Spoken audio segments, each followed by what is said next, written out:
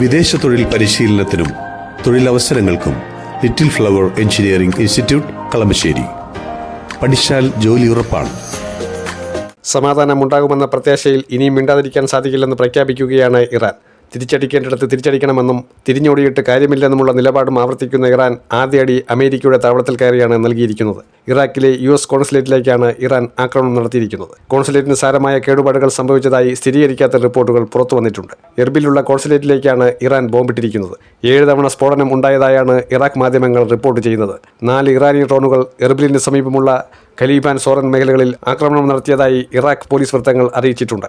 ആക്രമണം പ്രതിരോധിക്കാനായി 10-ലേറെ US യുദ്ധവിമാനങ്ങളും ഡ്രോണുകളും രംഗത്തെത്തിയിട്ടുണ്ടെന്നും Iraq മാധ്യമങ്ങൾ പറയുന്നുണ്ട്.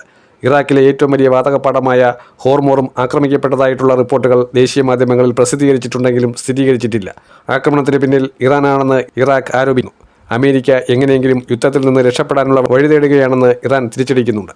എന്നാൽ ടെഹ്റാനുമായി സൗഹൃദപരമായ ചർച്ചകൾ നടക്കുകയാണെന്നും ഇത് പരാജയപ്പെട്ടാൽ വീണ്ടും ആക്രമണം തുടരുമെന്നുമാണ് US പ്രസിഡന്റ് ഡൊണാൾഡ് ട്രംപ് അറിയിച്ചിരിക്കുന്നത്. ഇപ്പോൾ ഇസ്രായേൽ പ്രധാനമന്ത്രി ബെഞ്ചമിൻ നെതന്യാഹു അമേരിക്കയിലെത്തിയിട്ടുണ്ട്. യുദ്ധം വ്യാപിപ്പിക്കാനാണോ ചർച്ചകളിലേക്ക് പോകാനാണോ ഇരു നേതാക്കളും തീരുമാനിക്കുക എന്നത് നിർണായകമാകും. യുദ്ധം മുന്നോട്ട് പോകുക എന്നത് തന്നെയാകും ഇസ്രായേൽ നിലപാട്. വിഷയത്തിൽ ചർച്ചകളുടെ പാത അമേരിക്ക തുറന്നിട്ടപ്പോഴായിരുന്നു ഭിന്നാഭിപ്രായവുമായി ഇസ്രായേൽ രംഗത്തെത്തിയത്.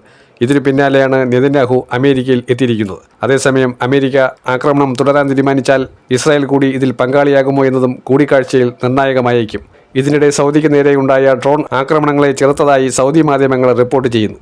റിയാദിലെ എണ്ണശാലകൾ ലക്ഷ്യമിട്ട് നടന്ന ആക്രമണത്തിന് പിന്നിൽ ഇറാഖിലെ ഇറാൻ പിന്തുണയുള്ള സായുധ സംഘങ്ങളാണെന്ന് സൗദി ആരോപിക്കുന്നുണ്ട്. ജൂൺ 17 പ്രാബല്യത്തിൽ വന്ന സമാധാന കരാർ ലംഘിച്ചായിരുന്നു തുടർച്ചയായ 13-ാം ദിവസം ഇറാന് നേരെ അമേരിക്ക ആക്രമണം നടത്തിയത്. ഇതിന് തിരിച്ചടിയായി ഗൾഫ് രാജ്യങ്ങളിലെ US സൈനിക താവളങ്ങളിൽ ഇറാനും പ്രത്യാക്രമണം നടത്തിയിരുന്നു. അതിന്റെ ബാക്കിയായിട്ടാണ് അമേരിക്കയുടെ കോൺസുലേറ്റിൽ കയറി ഇറാൻ ബോംബിട്ടത്. അതേസമയം സൈന്യത്തിന്റെ പക്കലുള്ള ആയുധങ്ങൾ തീർന്നു തുടങ്ങിയെന്ന റിപ്പോർട്ടുകൾ US പ്രസിഡന്റ് ഡൊണാൾഡ് ട്രംപ് തള്ളിയിട്ടുണ്ട്. US-ന്റെ കൈവശം ആവശ്യത്തിലധികം ആയുധശേഖരമുണ്ടെന്ന് അദ്ദേഹം മാധ്യമങ്ങളോട് പറഞ്ഞു. സമാധാന കരാർ ലംഘിക്കപ്പെട്ട പശ്ചാത്തലത്തിൽ മധ്യസ്ഥർ വഴി ടെഹ്റാനും വാഷിംഗ്ടണും തമ്മിൽ സന്ദേശങ്ങൾ കൈമാറുന്നുണ്ടെന്നാണ് ഇറാൻ വിദേശകാര്യ മന്ത്രാലയ വക്താവ് പറഞ്ഞിരിക്കുന്നത്. എന്നാൽ ആദ്യം ആക്രമിച്ച അമേരിക്കയ്ക്ക് മറുപടി നൽകുക മാത്രമാണ് ചെയ്തതെന്ന് ഇറാനും സാക്ഷ്യപ്പെടുത്തുന്നു.